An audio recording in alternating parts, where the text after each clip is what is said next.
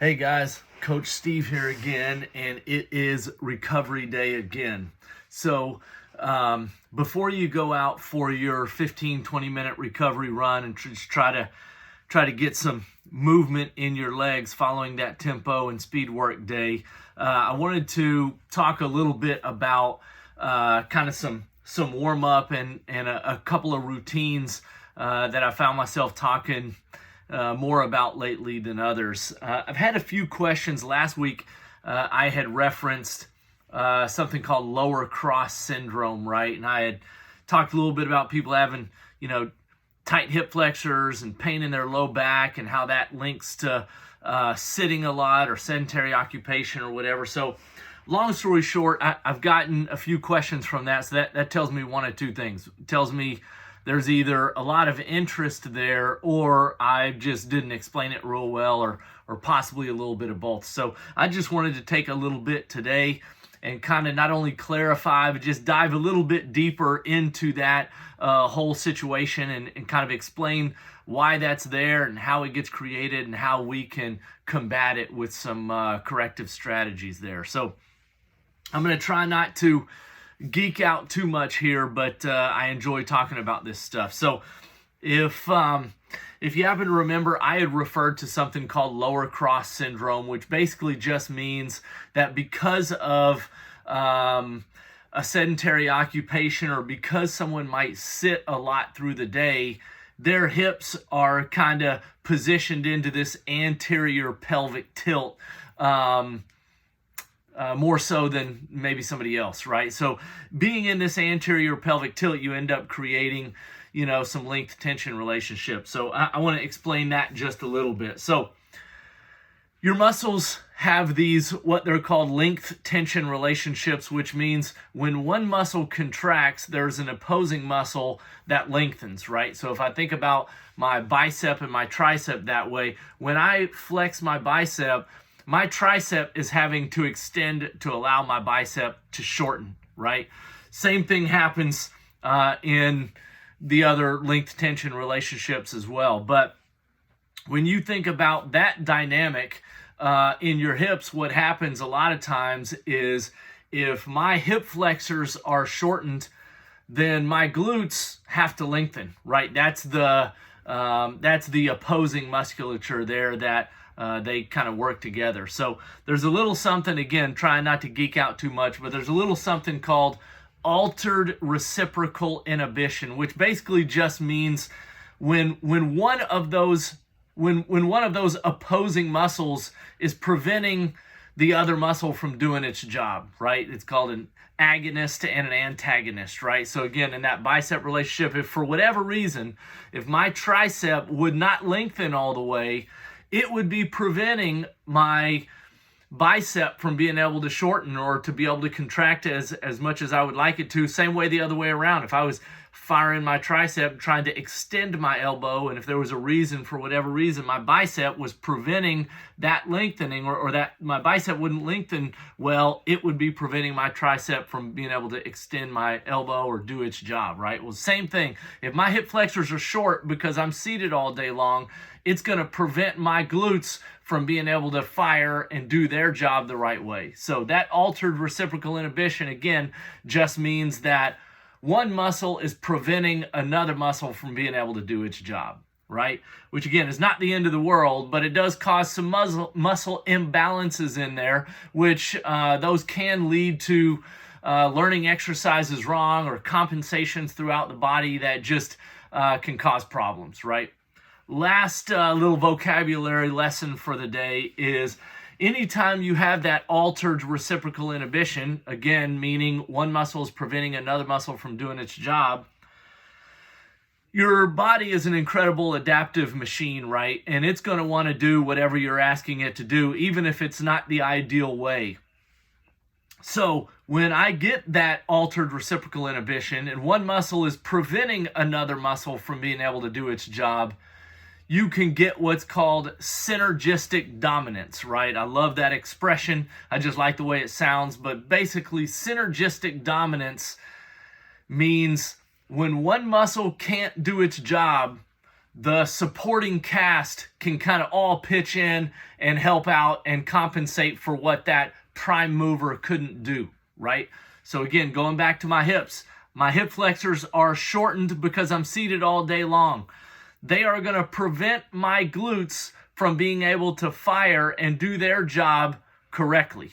My body is still going to find a way to do what I want it to do. So when I go to walk, or if I'm trying to exercise, when I go to squat, even though my glutes are heavily involved there, if my glutes can't do their job, typically my hamstrings, or more often my low back, is going to pull in and try to kind of pull extra duty there. That's why a lot of times there's that link between sedentary occupation and low back pain. It's not necessarily that someone has an injury to their back. It's that we're asking our lower back to do more than it should have to do, right? And it's a responsible group of muscles, and it wants to help out, right? And if my glutes are sleeping or underactive, my low back wants to say, hey, we got it. And it'll pull in and it'll do more than it should have to do, and that's when it starts to hurt a little bit, right? So when you start talking about corrective strategies, and I apologize if I get a little long-winded here, but when you start talking about fixing all of that, or fixing that lower cross syndrome, you've got to go back to that root cause, which was the hip flexors.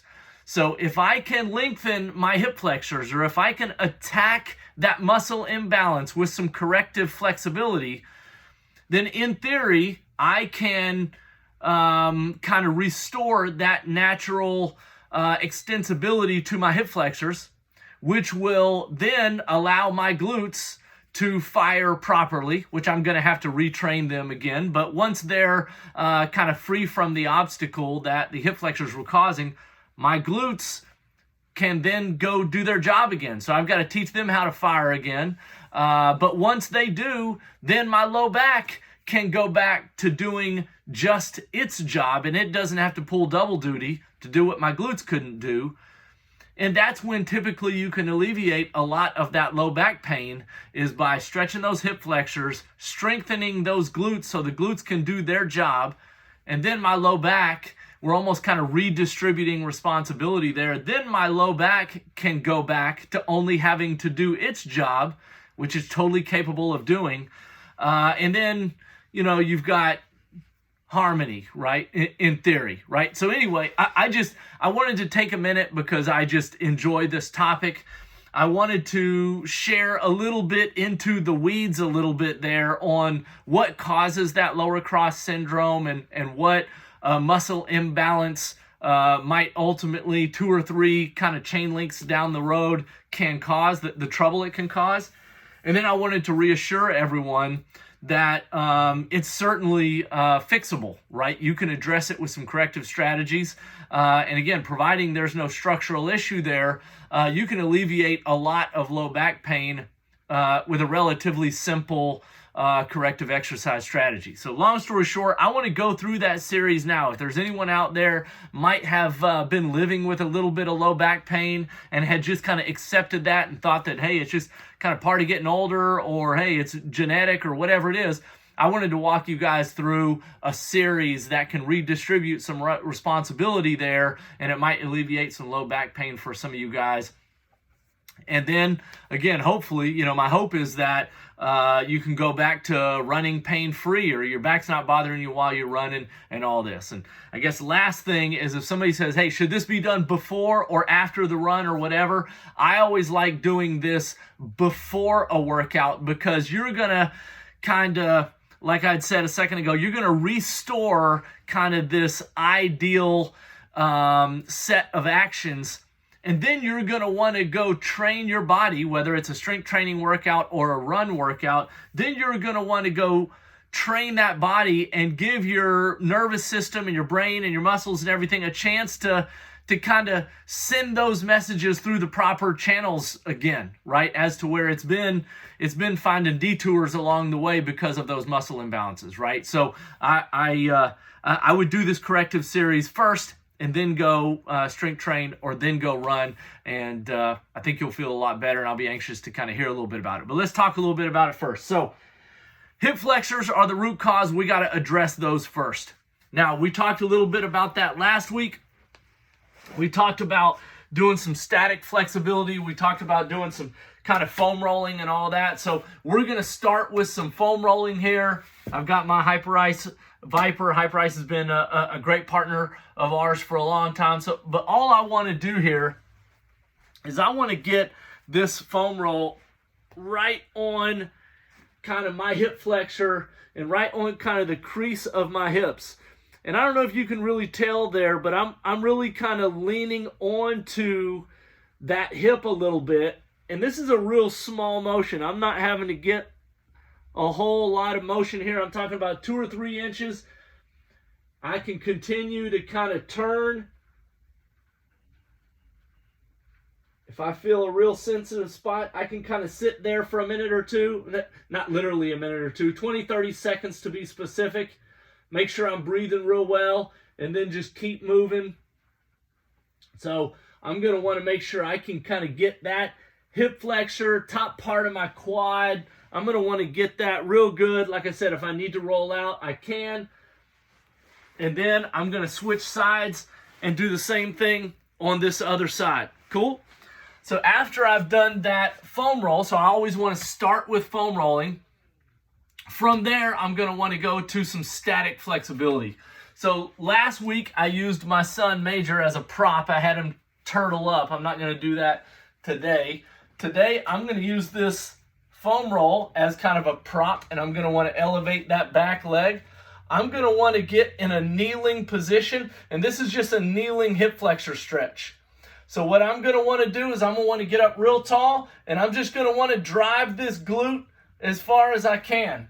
Now, let me scoot back a little bit because I want to just give you guys one example of something not to do, right? So I'm going to elevate that back leg. I'm going to get into my 90-degree position here. Sometimes I'll see people and they'll start leaning real far forward on this. I want to make sure you're not doing that. I want this knee right below my hip, and I want this foot right below my knee. I'm in 90 degrees here, and I'm just firing that glute as far as possible. There's some progressions here if I want to get into kind of raising that arm real tall and really kind of stretching out a little bit. But for most people, this is going to be good enough. I'm firing this glute as tight as I can. I'm really feeling this in my quad, hopefully a little bit in my hip flexor as well. Make sure my posture is real good and tall as well. Sometimes, again, people will kind of be like this, or they'll be really arching their back. The goal here is hip extension without lumbar extension. So if I can drive that glute, if I can really squeeze that glute to push my hips forward without extending, I can really put pressure on that hip flexor. It's going to loosen it up. Cool? So those 2 moves there are going to address the hip flexors. And like I said, the hip flexors are the problem here, right? So we address those. Now we've got to start addressing my glutes with some corrective strengthening. I address hip flexors with corrective flexibility. I now want to go to that opposing muscle that was underactive, which is my glutes, and I want to start activating those. So I'm just going to go to a simple floor bridge. I'm just going to be right here. I want to make sure that I've got my feet flat on the ground. You can't see here, but one thing, I want to make sure sometimes you'll see people, they'll get real close together, or their feet will be out and their knees will be in or whatever. I just want hips, knees, ankles, everything right in line, right? So I'm going to be right here. Feet flat on the ground. I want palms facing up. Relax your head on the ground. And all I'm going to do is drive my hips to the ceiling as far as I can. And I'm going to hold that for 10 seconds. 10-second holds. And then I'm going to come right back down. And I'm going to do 10 reps of 10-second holds. This is nice and simple. It's not overly complicated. It's not easy. But you should be able to really, towards reps 7, 8, 9, and 10, you should really start feeling that in your glutes. And again, what we're trying to do is teach those glutes how to fire properly again, because they've been impacted by that overactive hip flexor. Cool? So once I've started to fire those glutes and I've kind of restored responsibility to a certain extent, I've started firing my glutes. Now I want to get up to some type of movement that's going to incorporate a little bit of everything. So I'm going to show you 2 more. A lot of you guys have used some of these mini bands and everything. I always like kind of using some of these as well, but there are a couple of things that I want to point out on what's important here to do. So if I'm going to do just some lateral tube walking, I don't have to overextend. Sometimes I see people stepping real far. I don't think that's necessary. Short steps, but what's really important is that we keep our feet nice and parallel. Sometimes you'll see people when they take this walk or this step, they externally rotate their foot and they start pointing out. And you really don't want to do that, right? I want to keep my feet nice and parallel. And I'm just step, step, step, step. The other thing that you'll see sometimes is that back leg, depending on what direction you're going. If I'm going here, sometimes you'll see people and they'll drag that back leg because it's real hard to control. It's hard to decelerate. You want to make sure you're not doing that. So 2 big things to look at here.